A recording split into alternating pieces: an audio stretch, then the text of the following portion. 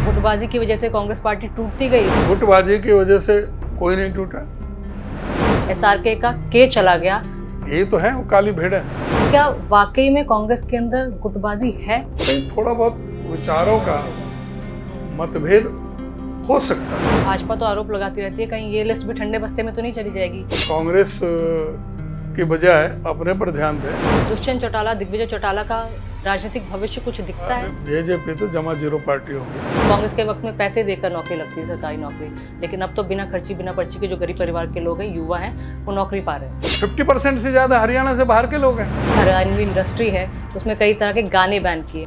जिसको चाहते हैं उसको बैन कर देते हैं। आपके पिताजी गयालाल एक दिन में 4 बार पार्टी छोड़ दी थी। उसके बाद चौधरी बीरेंद्र सिंह उन्हें चंडीगढ़ लेके गए। वहाँ प्रेस कॉन्फ्रेंस में उन्हें कह दिया आया राम गया राम। उनका नाम नहीं था, पिताजी का नाम गयालाल था, इसलिए उनके नाम पड़ गया। वो भी आपको बोलती थी कि आप हुड्डा के इशारों पे चलते, आप खुद से कोई फैसला नहीं लेते हैं। मुझे उससे मतलब नहीं है। कुछ कहते हैं कि कांग्रेस पार्टी खत्म हो चुकी है, तो कोई कहते हैं कि कलहबाजी कांग्रेस पार्टी को ले डूबी है। वहीं कुछ का मानना तो ये है कि नेता प्रतिपक्ष की बातें सिर्फ हवा हवाई है, और जब बात संगठन की आती है तो वो बोलते हैं इसके लिए भी दिल्ली दूर है।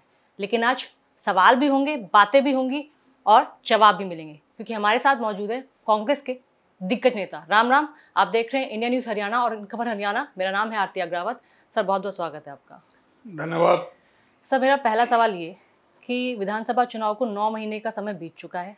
बातें तो बहुत हो रही हैं कि नेता मिल जाएगा, और जनता भी जानना चाहती है कि कांग्रेस का नेता कौन बनेगा, क्योंकि हरियाणा में कांग्रेस बहुत मजबूत पार्टी रही है इतने सालों से, वहाँ पर उसका दबदबा रहा है, सत्ता में भी रही है।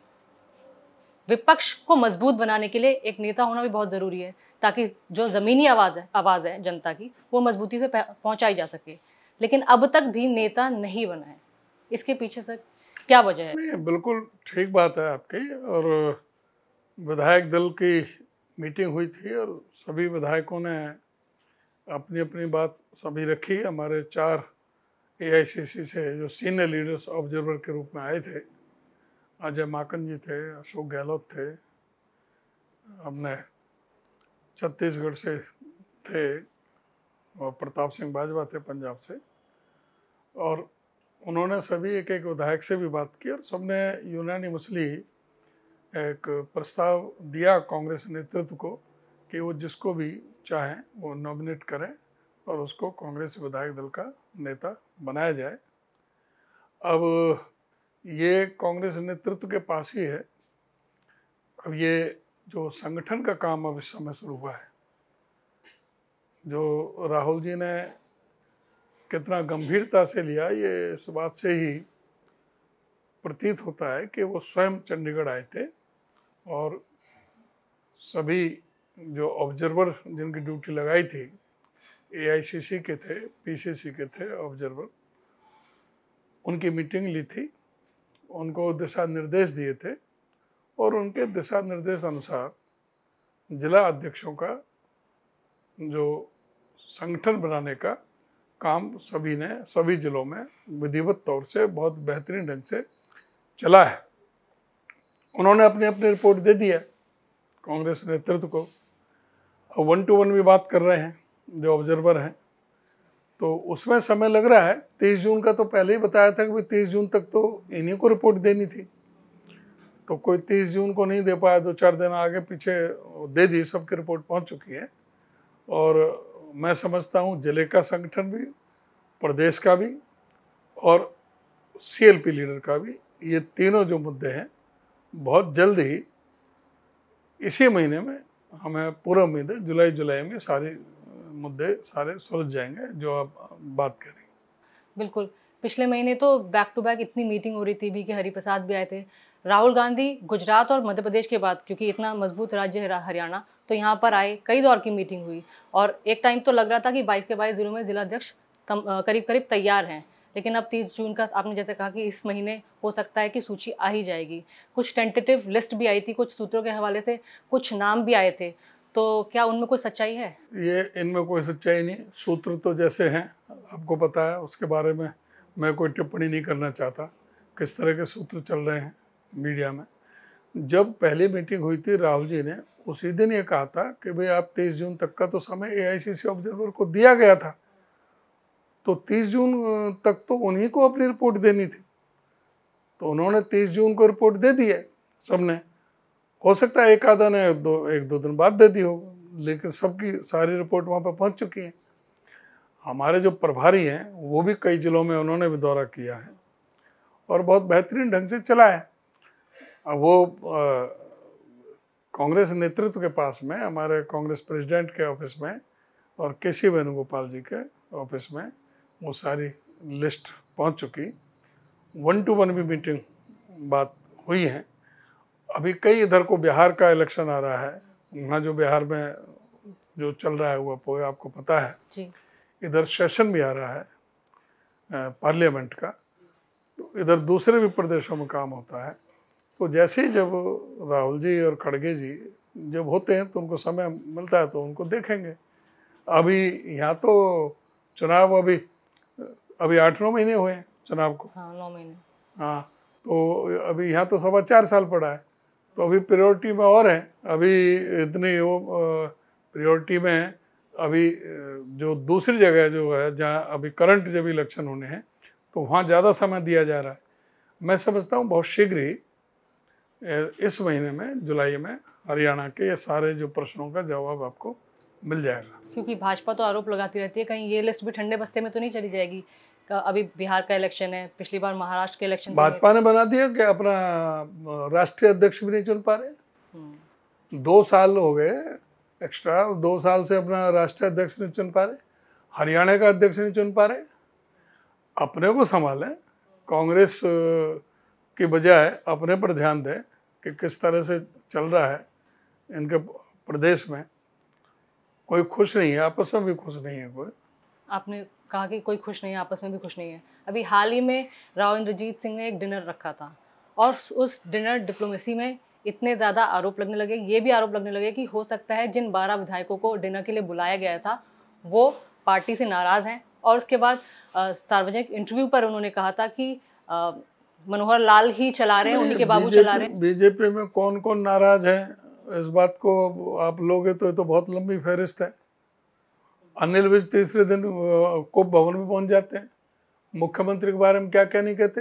हाँ, जो ये अपने राव इंद्रजीत तो कई बार कह चुके, मनोहर लाल खट्टर के बारे में भी, इनके बारे में भी।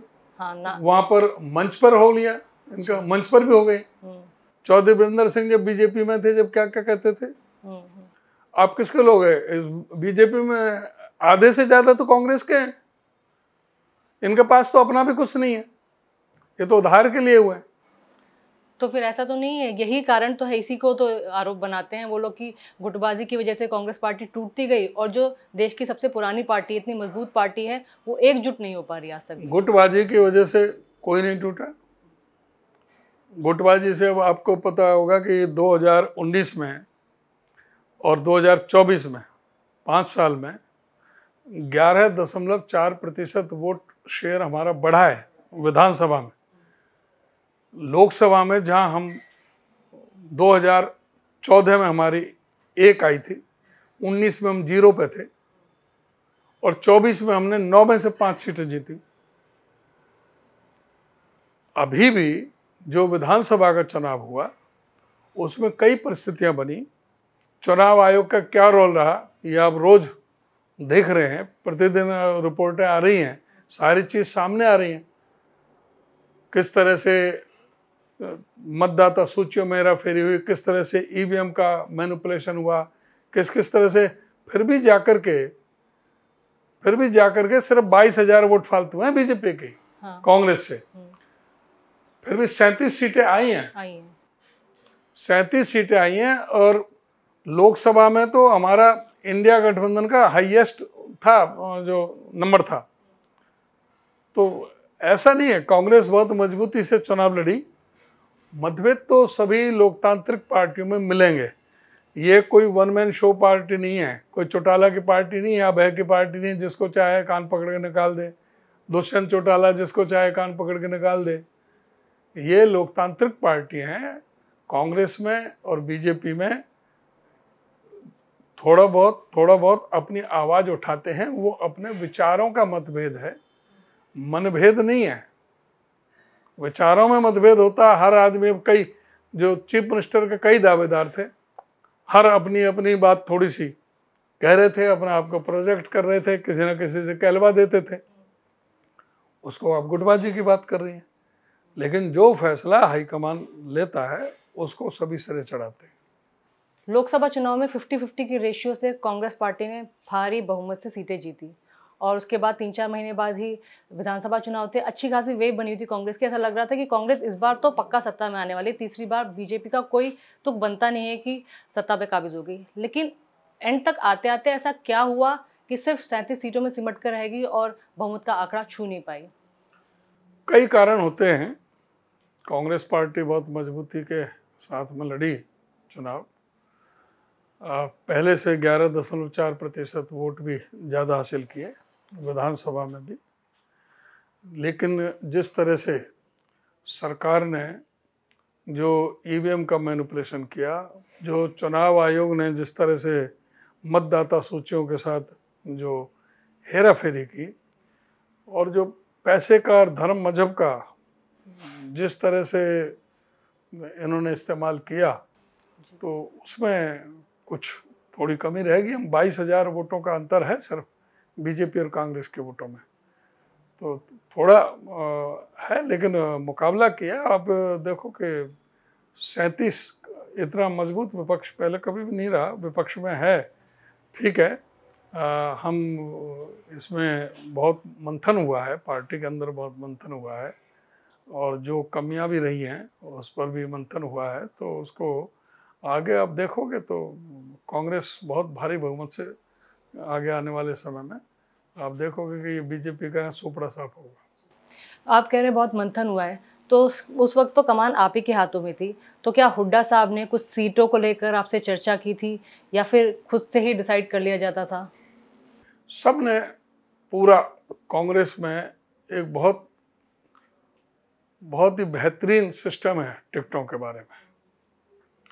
प्रदेश इलेक्शन कमेटी है, उसके बाद स्क्रीनिंग कमेटी है, फिर उसके बाद सेंट्रल इलेक्शन कमेटी है। तो सभी चैनलों से सभी उसका पूरा सर्वेयर हैं जो पार्टी की तरफ से, जो सारे प्रदेश के हर विधानसभा में जा रहे थे, सबकी रिपोर्ट लेकर के पूरा मंथन होता है। एक एक सीट पर, एक एक टिकट पर मंथन होता है।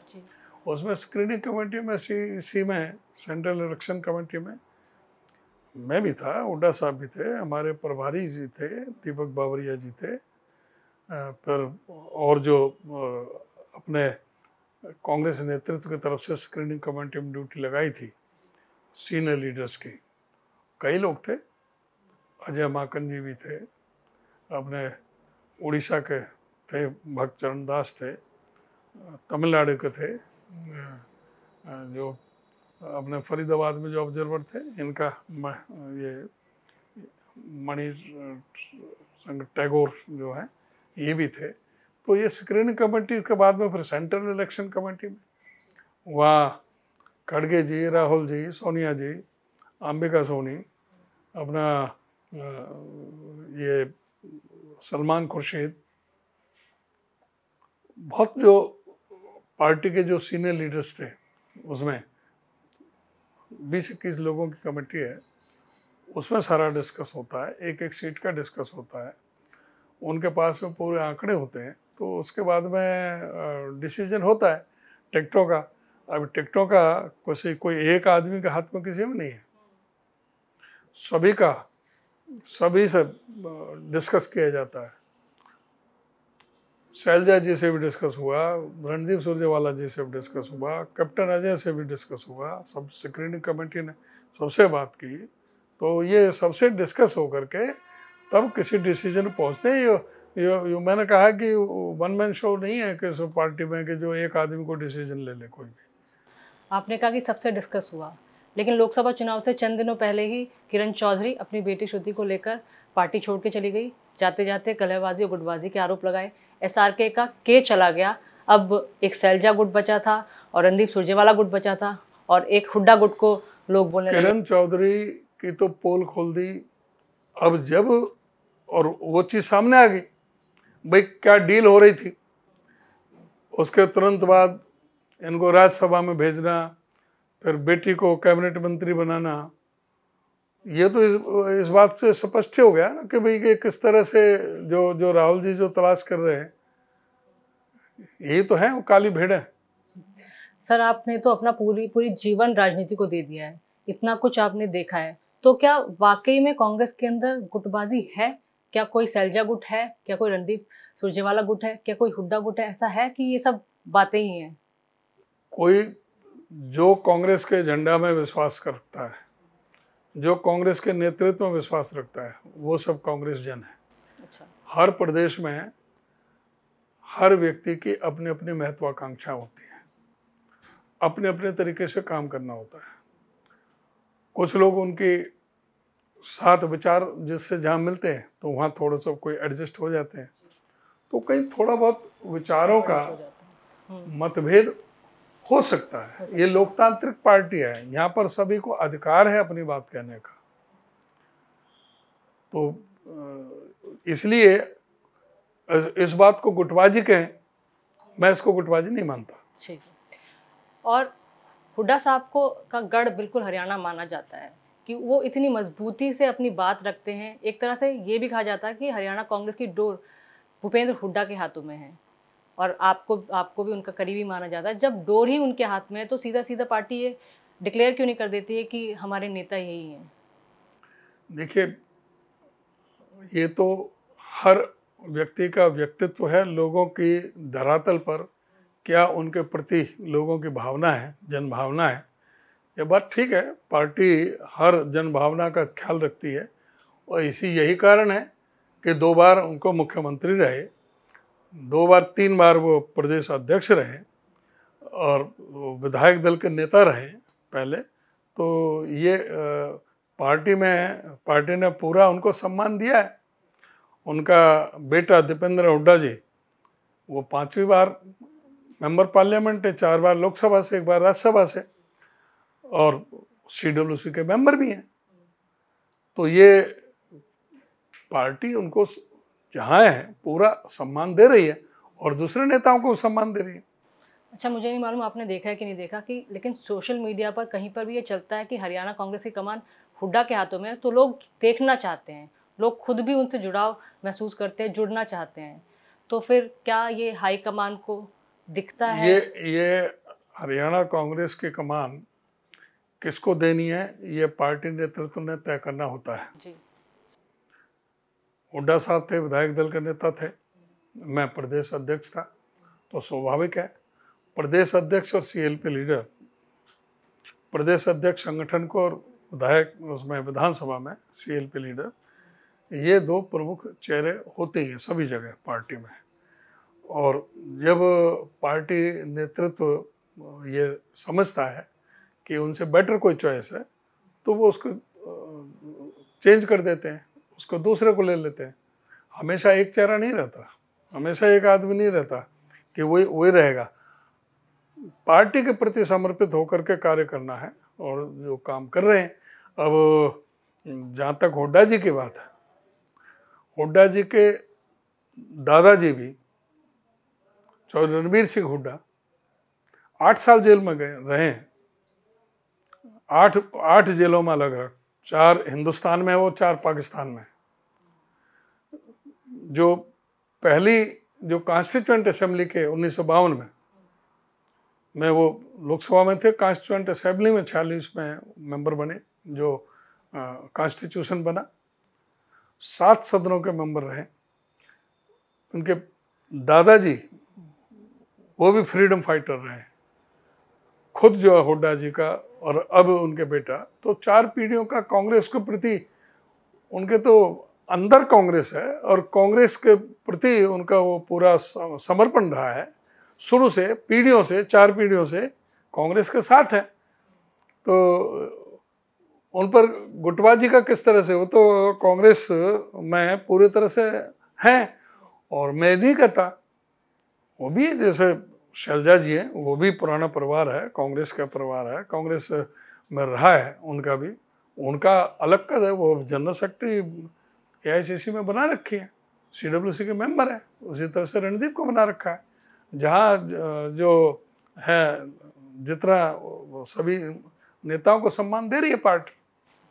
सर, शैलजा जी का जिक्र किया आपने, चुनाव के दौरान कैंपेनिंग में बहुत देर से आई, उस वक्त कुछ कांग्रेस के नेताओं ने उन पर कुछ छींटाकशी कसी, उसके बाद आरोप भी लगाए, वो भी दलित समाज से आती हैं, आप भी उस समाज से आते हैं, तो क्या वाकई में शैलजा जी ये नाराज थे? सब राजनीतिक शगुफे हैं, सब ने अपना काम किया, टाइम पे काम किया, मेहनत की। बीएसपी से ऑफर ये भी आने लगे थे। सब जो है जो सिर्फ कुछ लोगों का जिनके वो आदत है कि वो कुछ ना कुछ पार्टी में किस तरह से मतभेद पैदा हो, लड़ाने का काम क्रिया करते हैं, उनका है, ऐसा कुछ नहीं। सर, 2019 में जेजेपी अगर बीजेपी के साथ नहीं जाती तो क्या आपको लगता है 2019 में भी कांग्रेस की सरकार बन सकती थी? और चुनाव से चंद महीने पहले ही जेजेपी और बीजेपी अलग हो गए, तो अब दुष्यंत चौटाला, दिग्विजय चौटाला का राजनीतिक भविष्य कुछ दिखता है? देखो, इनका जेजेपी तो जमा जीरो पार्टी होगी, और अपनी इन्हीं उससे कि जिनके खिलाफ वो चुनाव लड़ कर आए,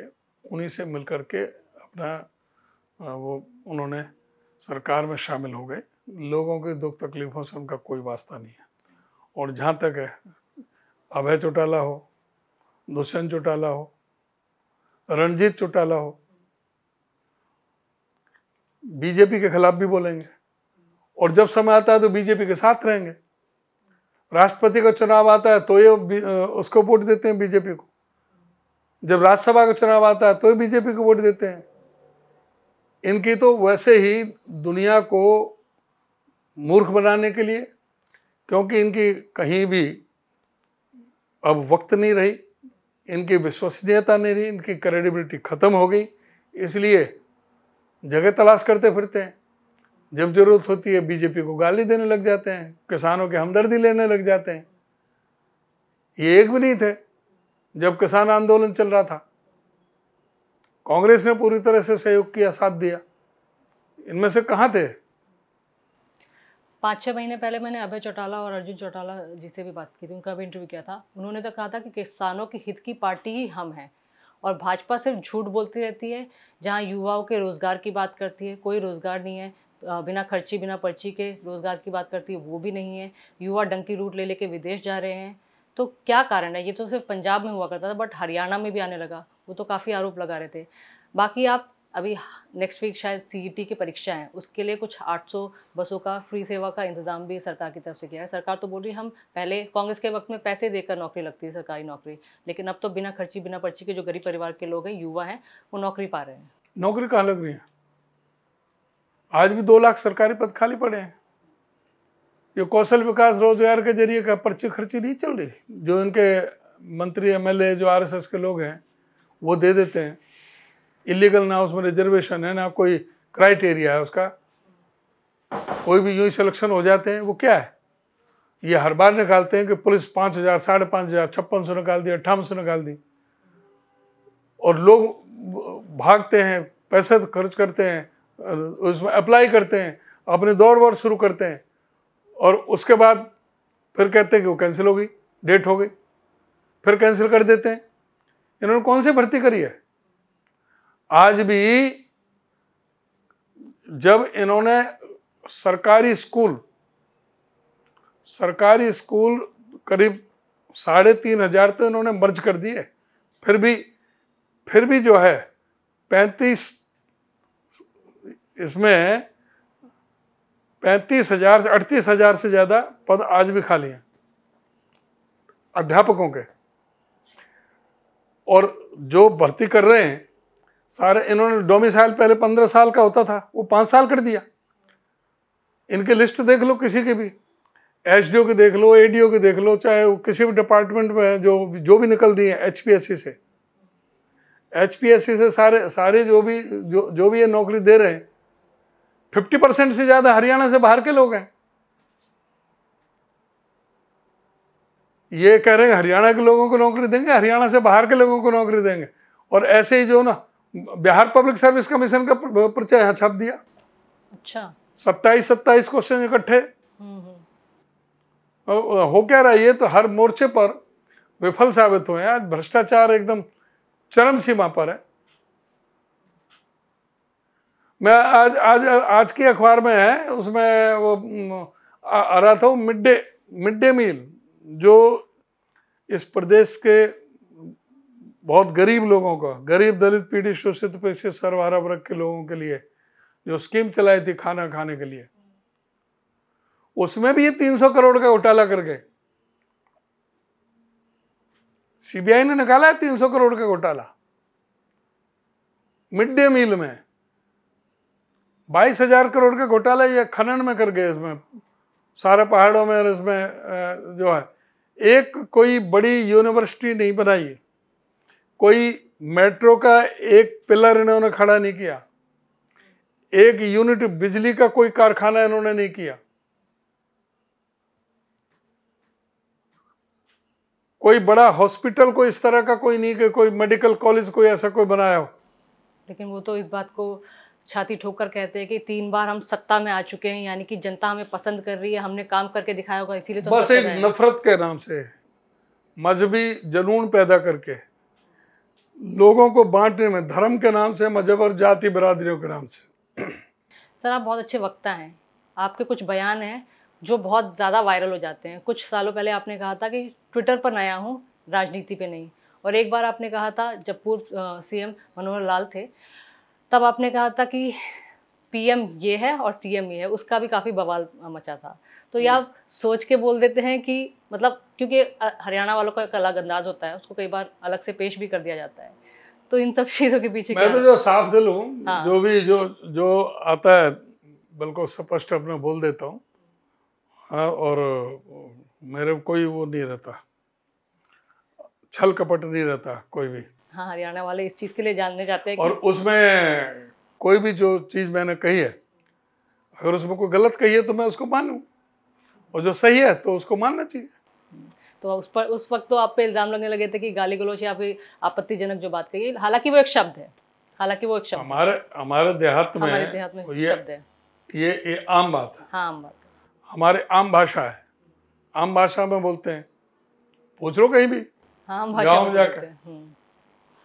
अच्छा, एक चीज़ ये कि अभी भी हरियाणा सरकार की तरफ से जो हरियाणा के कल्चर को बढ़ाने के लिए हरियाणवी इंडस्ट्री है, उसमें कई तरह के गाने बैन किए। मासूम शर्मा ने फिर इल्ज़ाम लगाया, गजेंद्र फोगाट पे इल्ज़ाम लगाया कि उन्होंने गाने हटवाए हैं, लेकिन बैक टू बैक कई गाने हटाते जा रही है। बोलते हैं कि युवा जो आजकल के बच्चे उनको देखकर बिगड़ रहे हैं, तो ये गानों पर से बैन, क्योंकि ये तो महज एंटरटेनमेंट का माध्यम है। अगर उन्हें किसी को कुछ सीखना है तो कुछ अच्छी चीज़ें भी सीख सकता है, वो सारी चीज़ें तो इंडस्ट्री में दिखाई जा रही है।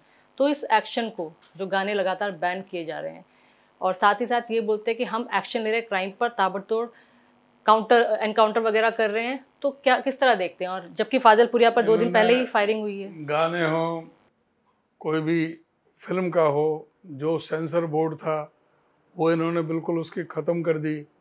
जिसको चाहते हैं उसको बैन कर देते हैं, जिसको चाहे लोगों को भड़काने के लिए जुनून पैदा करते हैं, उनका गलत इस्तेमाल करते हैं, और जिससे इनको लगता है कि उनको ये बैन कर देते हैं। वही तो अघोषित इमरजेंसी लगी हुई है सारे देश के अंदर।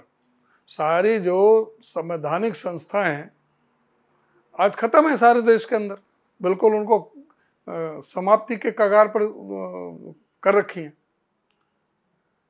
आज क्या इलेक्शन कमीशन का रोल रह गया? आज सुप्रीम कोर्ट पे भी किस किस तरह से कोई सुप्रीम कोर्ट को फैसला ले लेता है तो उसके ऊपर किस तरह से इनके उपराष्ट्रपति बोलते हैं, किस तरह से इनके एमपी बोलते हैं, सुप्रीम कोर्ट पर किस तरह की भाषा का इस्तेमाल करते हैं। कोई इन्होंने छोड़ी है? कोई ईडी सीबीआई की क्या गति बना दी है? जो आरोप लगाते हैं और वो इनकी पार्टी ज्वाइन कर लेते तो सारे आरोप शुद्ध हो जाते हैं, सारा पॉलिटिकल वेंडेटा के लिए। तो ये सारी चीज़ें ये इस्तेमाल किए हुए हैं, और लोगों में अब बहुत ज़्यादा हर चीज़ की जो अधिकता है ना, excess of everything is bad.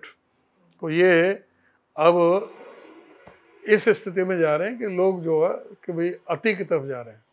Sir अगर मैं गलत हूँ तो करेक्ट कीजिएगा, 1967 की बात है जब आपके पिताजी गयालाल एक दिन में 4 बार पार्टी छोड़ दी थी। उसके बाद चौधरी बीरेंद्र सिंह उन्हें चंडीगढ़ लेके गए, वहाँ प्रेस कॉन्फ्रेंस में उन्हें कह दिया आया राम गया राम, उसके बाद से ये फ्रेज बन गया राजनीति में। लोग अगर पार्टी छोड़ के जा रहे हैं तो दल बदल वाले। पता ही नहीं है कौन सी पार्टी छोड़ी, ये वही तो आप बताओ। हाँ, कौन सी पार्टी छोड़ी? यूनाइटेड फ्रंट की बात की कौन जाए सी पार्टी छोड़ी, तो किस पार्टी में थे? फिर उसके बाद कांग्रेस में आ गए थे, इस तरह की बातें। किस पार्टी में थे? यूनाइटेड फ्रंट, उसके बाद कंप्लीटली छोड़ के और कांग्रेस में आ गए। इंडिपेंडेंट थे एमएलए, अच्छा किसी पार्टी के एमएलए नहीं थे। अच्छा। चौधरी चांदराम आए थे यहाँ। चौधरी चांदराम ने कहा कि आप अगर मेरा साथ दे दें, मैडम मुझे चीफ मिनिस्टर बना रही हैं, आप मेरा साथ दे दें तो मैं सीएम बन सकता हूँ। पिताजी इंडिपेंडेंट थे, पिताजी ने कह दिया कि मैं कांग्रेस ज्वाइन कर ली। अगले दिन बजाय चांदराम जी के पंडित भगवत दयाल शर्मा का नाम दे दिया सीएम के लिए। पंडित भगवत दयाल शर्मा ने पिताजी की टिकट कटवाई थी 67 में। पिताजी थे पंडित भगवत दयाल शर्मा के साथ मैं नहीं रहूंगा, तो उन्हें जब पंडित भगवत दयाल शर्मा का नाम आया तभी ये कह दिया था कि मैं इनके साथ नहीं रहूंगा। अब आगे के भाई कांग्रेस छोड़ दी। पार्लियामेंट चल रहा था, उमाशंकर दीक्षित वो गृह मंत्री थे, उन्होंने पार्लियामेंट में टिप्पणी करी थी आया राम गया राम। और ये जो हीरानंद आर्य थे 7 बार दल बदला इन्होंने, उनका नाम नहीं था, पिताजी का नाम गयालाल था इसलिए इनके नाम पड़ गया। इनके नाम पड़ गया। इनने कोई नहीं, एक दिन के लिए गए थे बस कांग्रेस में। हाँ, अच्छा। एक दिन के लिए कांग्रेस में गए थे, इंडिपेंडेंट थे, और वो भी कांग्रेस में समर्थन दिया, फिर कांग्रेस से वापस हो गए। जब चौधरी चांदराम को नहीं बनाया और जब उनका नाम आ गया पंडित भगवत दयाल शर्मा का, तो उन्होंने अपनी सपोर्ट विड्रॉ कर ली। ये है। अब जो बगैर पते है और कोई भी जो ना पत्रकार जो मर्जी अपनी तरफ से करता रहता है, लिखता रहता है। तो मुझे लगता है अब ये लोगों को भी क्लियर हो जाएगा कि वो पार्टी छोड़ कर नहीं गए थे। क्लियर वाक्य आपने बता दिया है। और कोई पार्टी नहीं छोड़ गए थे, इंडिपेंडेंट एमएलए बने थे 67 में। हाँ, तो बिल्कुल इंटरनेट पे जो गलत बातें छपी हुई थी, कम से कम अब आज के बाद ये क्लियर हो जाएगी। और सर, अभय चौटाला का आपने जिक्र किया, जेजेपी INLD अलग हो चुके हैं। इन दोनों पार्टियों का कुछ हरियाणा में भविष्य बचा है कि ये पार्टी खत्म हो चुकी है, कोई सीटें नहीं है? और इसके साथ साथ हरियाणा कांग्रेस में दीपेंद्र हुड्डा का किस तरह भविष्य देखते हैं? क्या भूपेंद्र हुड्डा के बाद दीपेंद्र हुड्डा को वही छवि लोग देखते हैं उनमें, क्योंकि मजबूत उनका भी किरदार है? देखिए, मैंने तो बताया कि इनकी क्रेडिबिलिटी बिल्कुल ख़त्म हो गई चौटाला फैमिली की। अब बस इन पर कोई भरोसा नहीं करता है। इन्होंने पूरी लूट मचाई जब ये सत्ता में थे, भ्रष्टाचार में जेल गए, सारे भ्रष्टाचार के आरोप लग रहे हैं सारे इन पे, सारी फैमिली पे। इनकी कोई क्रेडिबिलिटी कोई बची नहीं। और जहाँ तक है दीपेंद्र, वो तो उभरता सितारा है ही, उसमें क्या शक है किसी को। हरियाणा में वो इतनी कम उम्र में 5 बार मेंबर पार्लियामेंट बन लिया। कोई भी इशू होता है पार्लियामेंट में, सारे मुद्दों को उठाता है। आज जितनी वो मेहनत दीपेंद्र हुड्डा कर जाते हैं सारे प्रदेश में, प्रदेश का एक भी नेता नहीं कर पाता। जिस तरह से उन्होंने लगातार यात्रा भी की, सारे उसमें प्रदेश में घूमे। मैंने हुड्डा साहब ने भी बहुत मेहनत की, लेकिन दीपेंद्र ने हमसे भी ज़्यादा मेहनत की। इसमें क्या है, ये मैं मानने में क्या लगता है? भाई यंग है, हमारा तो 70 साल के हो गए, हमारा वो एनर्जी थोड़ी रहेगी जो एक यंग में रहेगी। तो दीपेंद्र जो है वो एक तो इंटेलिजेंट है, अच्छा पढ़ा लिखा है, मेहनती है, कोई आलस नहीं जरा भी, और पूरी प्रदेश में और उसकी हर जगह वो कार्यकर्ताओं को नाम से बुला लेता है। हर जगह हर गांव में के लोगों को जानता है, पहचानता है। तो वो आदमी तो राजनीति में आगे बढ़ेगा ही, उसका भविष्य उज्ज्वल है। यही नतीजा है कि जब कैंपेनिंग के दौरान गांव-गांव में गए तो दीपेंद्र हुड्डा का सबने जमकर स्वागत किया। वहीं अगर दुष्यंत चौटाला और दिग्विजय की बात करें तो गांव से भी वो खंगाले जा रहे, निकाले जा रहे थे, क्योंकि उस समय ही बीजेपी से अलग हुए थे। एक तस्वीर में सामने देख रही हूँ, शायद भारत जोड़ो यात्रा की, इसमें राहुल और शैलजा जी भी साथ में हैं, आप भी साथ में हैं, दीपेंद्र हुड्डा भी साथ में है। तो यही कारण रहा होगा, वो एक्टिवली सबसे मिलते हैं, जुड़ाव महसूस करवाते हैं लोगों को, इसलिए शायद सबके नाम भी उनको याद होंगे। सर, अनिल विज का आपने जिक्र किया था। अनिल विज ने औचक निरीक्षण किया, एक अस्पताल में जाकर पहुंच गए, और क्योंकि स्वास्थ्य मंत्री आरती राव इंद्रजीत सिंह की बेटी है, तो क्या उन पर निशाना साधने के लिए वो अचानक हॉस्पिटल पहुंच गए? और जिस तरह डिनर डिप्लोमेसी बार बार चल रही है, तो क्या लगता है अगर ये 12 विधायक अलग हो जाते हैं अनिल विज तो जो ये है वो ड्रामेबाज आदमी है। वो पहले भी ऊपर जाकर टंकियों पे चढ़ जाते थे, वो तो ऊपर जाकर टंकियों पे चढ़ जाते थे।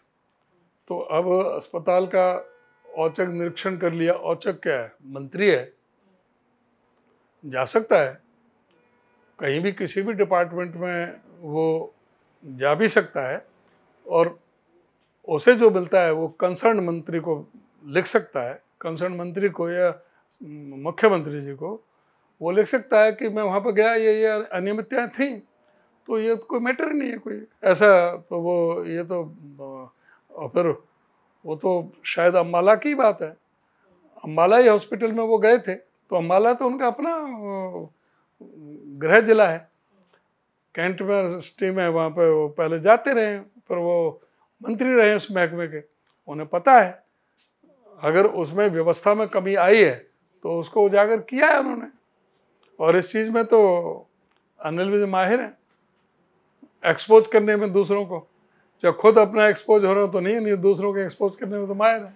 अच्छा, हाल फिलहाल में 60 रुपये दाम बढ़े हैं तेल के, उस पर आपने भी कहा था कि ये सरकार आई है जब से महंगाई बढ़ाई जा रही है, बीपीएल जो कार्ड धारक है उनके लिए मतलब फजीता कर दिया है, वो कुछ ढंग से खरीद के खा भी नहीं, बेसिक जो नेसेसिटी है उससे भी दूर। इनकी जो सरकार बनी है उनकी जीत में एक एक बहुत बड़ा कारण ये राशन घोटाला है।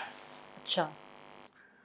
इन्होंने 2021 में लगभग 7,51,000 कुछ राशन कार्ड थे, और 2024 अक्टूबर में जब चुनाव हो रहे थे तो 21,89,000 राशन कार्ड हो गए, 3 गुना राशन कार्ड।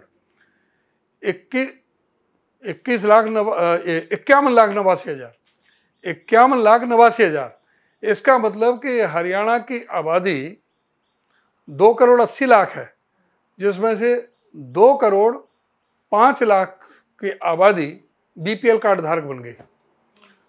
सभी जो कह रहे हैं इतने लोगों को फ्री राशन कार्ड दे रहे थे, ये वोट लेने की खातिर जिनके पीले कार्ड डिजर्व नहीं करते उन सबके कार्ड बना दिए और सबको फ्री राशन कार्ड दिया, वो लाइन में लगे रहे, और उसका नतीजा ये हुआ कि जो मुफ्त का अनाज मिल रहा है तो उसमें वोटों में बढ़ोतरी होगी इनकी। और अब जैसे ही इनकी सरकार बनी, जो 2,05,00,000 लोगों को राशन दे रहे थे, अब उनमें से 25 लाख लोगों का राशन कार्ड दिया, 25.5 लाख का। और ये तो सिर्फ अभी नमूना दिखाया है कि भाई एक साथ में लोग चीखे नहीं, इसमें क्या रिएक्शन होता है अब देखना, हर महीने कटेंगे, और जब नजदीक आवेगा इलेक्शन फिर दोबारा बढ़ने शुरू हो जाएंगे। ये इस तरह के इन्होंने अपनी कोई नीतियों पर, कोई डेवलपमेंट पर वोट नहीं मांगते, ये वोट मांगते हैं नफरत के नाम से, इस तरह के हथकंडे अपना करके सारे। हाँ, किसान तो आज भी नाराज ही हैं, हालांकि बोला जाता है कि किसानों के लिए हमने ये सब कर दिया। बाकी सर, इतने साल से आप कांग्रेस के साथ रहे हैं, आपके पिताजी, आप, आगे आपके बेटे भी हैं, तो वो किस तरह, या फिर वो कुछ राजनीति से हटके कुछ अलग राह देखते हैं? बल्कि देवेश तो पार्षद भी रहे हैं, तो उनका राजनीति में किस तरह भविष्य देखते हैं हरियाणा के लिहाज से? ऐसा हर आदमी का अपने अपनी मेहनत के ऊपर डिपेंड करेगा। बेटे मेरे 3 हैं, फरीदाबाद में वो अपना रियल एस्टेट पर काम करता है, दूसरा वाला वो राइस मिल चलाता है, वो चेयरमैन रहा है नगर परिषद का, राजगोपाल, और ये भी पार्षद रहा है देवेश, ये यूथ कांग्रेस का स्टेट का वाइस प्रेसिडेंट भी रहा है, और एससी डिपार्टमेंट का ये वाइस चेयरमैन रहा है प्रदेश का, और राजगोपाल भी रहा है वाइस प्रेसिडेंट ये इसका स्टेट में, यूथ में।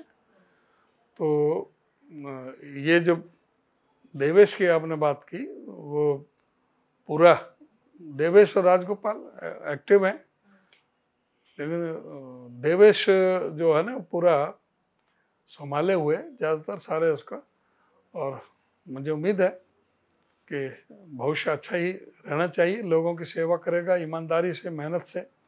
हमने जो कमाया है, हमने ये कमाया कि आज भी मंच पर खड़ा होकर के कह देते हैं, किसी के 100 रुपये के दागी हों तो हम इलेक्शन लड़ेंगे, घर बैठ जाएंगे। हमने राजनीति में स्वच्छता बनाई है,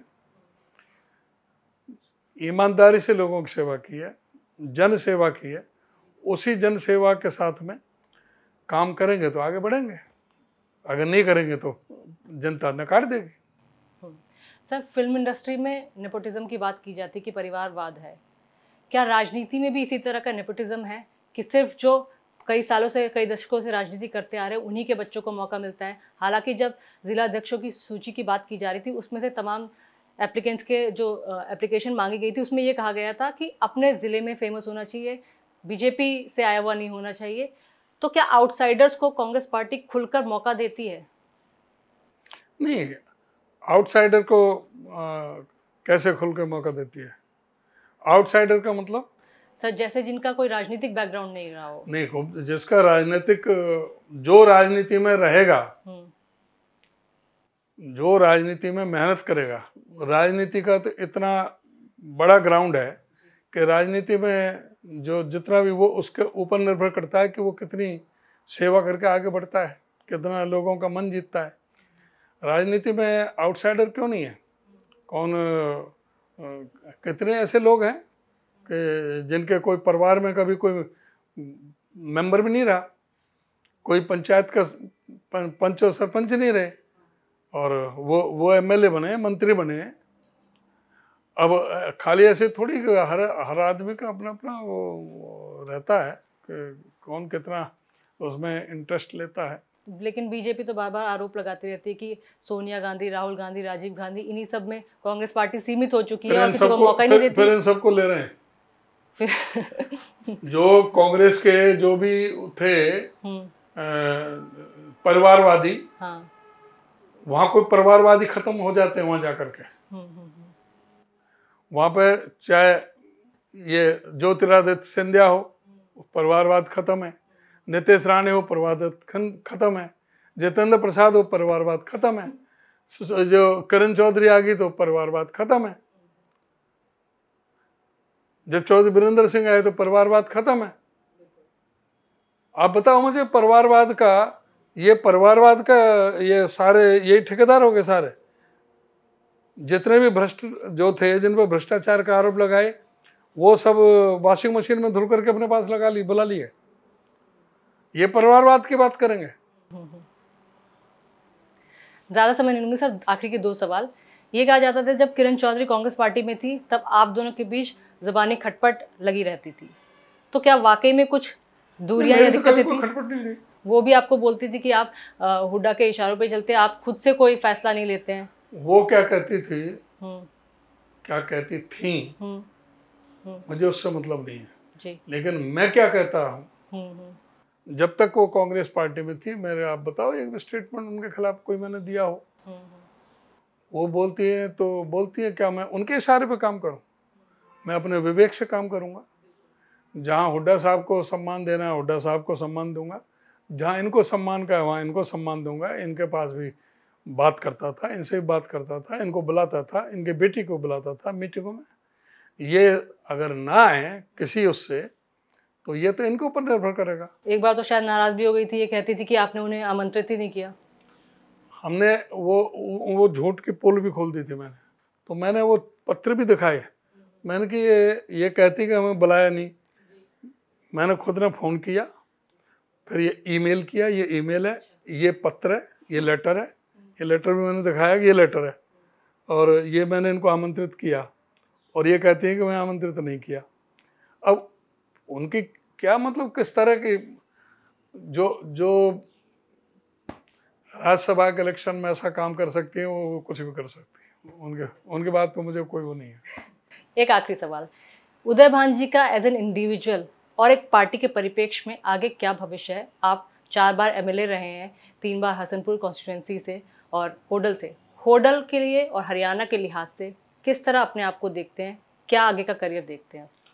नहीं, मैंने तो अपना पूरा अब लगभग 38 साल 40 साल मुझे हो गए, 40 साल से मैं राजनीति में हूँ। और अभी पार्टी जो मुझे ड्यूटी लगाएगी वो मैं ड्यूटी करूँगा।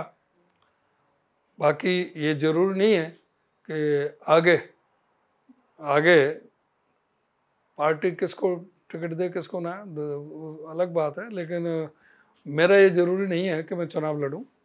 अच्छा, एज एन इंडिविजुअल आपका कोई मोटिव नहीं आगे की? पार्टी के लिए काम करता रहूँगा जब तक हूँ, पार्टी के लिए काम करेंगे और चुनाव लड़ना ज़रूरी नहीं है। अगर जो पार्टी इंसिस्ट करेगी तो लड़ेंगे, नहीं तो बेटा लड़ाना चाहेंगे बेटे को तो बेटा लड़ लेगा, और किसी को लड़ाना चाहे पार्टी तो वो लड़ लेगा। तो पार्टी, ये तो पार्टी का प्रोरोगेटिव है, पार्टी का। तो जाते जाते होडल और हरियाणा की जनता के नाम कोई संदेश? मैं तो यही संदेश देना चाहूँगा कि भाई इस समय की जो परिस्थितियाँ हैं देश में, उसको बहुत गंभीरता से ध्यान देने की आवश्यकता है। आज जो डेमोक्रेसी पर जो प्रश्न चिन्ह लगे हुए हैं, आज जिस तरह से संवैधानिक संस्थाओं पर प्रश्न चिन्ह लगे हुए हैं, आज इनको गंभीरता से समझने की ज़रूरत है। आज इस भारत का जो संविधान जो बनाया है, इस संविधान को बचाने के लिए, इसकी एकजुटता के लिए, अगर ये संविधान चला गया तो देश में से लोकतंत्र खत्म हो जाएगा। इस संविधान को बचाने के लिए आज एकजुटता की ज़रूरत है। आज जो लोग मनुस्मृति को लाना चाहते हैं, भारत के संविधान को ख़त्म करना चाहते हैं, जो इस देश में से आरक्षण ख़त्म करना चाहते हैं, जो इस देश में से सामाजिक न्याय की व्यवस्था को ख़त्म करना चाहते हैं, जो इस देश में से समाजवाद को, धर्मनिरपेक्षता को ख़त्म करना चाहते हैं, उन लोगों से बहुत सावधान रहने की आवश्यकता है। देश जो आगे बढ़ेगा तभी बढ़ेगा जब हम एकजुट होकर के, वही उस तरह से वो लोग जिन लोगों ने इस देश की आज़ादी के खिलाफ काम किया, देश अंग्रेज़ों के साथ दिया, देश के जो स्वाधीनता संग्राम के सेनानियों के खिलाफ जो गवाहियाँ दी, जो देश का तिरंगे झंडे को अपना झंडा नहीं माना, जिन लोगों ने भारत के संविधान को अपना संविधान नहीं माना, जिन्होंने भारत के संविधान को प्रतियां जलाने की, डॉक्टर अम्बेडकर की प्रतियां जलाने का काम किया, आज वो संविधान की बात करते हैं। तो इनसे जो बहुत सावधान रहने की आवश्यकता है। इस देश को जो मार्ग प्रशस्त होगा वो संविधान के जरिए ही होगा, जो हमारे बुजुर्गों ने, हमारे स्वाधीनता संग्राम के सेनानियों ने जो हमें दिया है, उस पर हम मिलकर के बढ़ेंगे आगे, तभी देश का कल्याण होगा। आपस में भेदभाव को दूर करके, धर्म और मजहब की और जाति की दीवारों से ऊपर हट करके समाज को आगे बढ़ाने की आवश्यकता है। धन्यवाद। तो बिल्कुल जाति और धर्म से ऊपर उठ के और एकजुट होगा तो ये देश आगे बढ़ेगा। सर, बहुत ही बेबाकी से आपने हमारे सारे सवालों के जवाब दिए। बहुत शुक्रिया आपका हमारे साथ जुड़ने के लिए। राम राम। शुक्रिया। राम राम।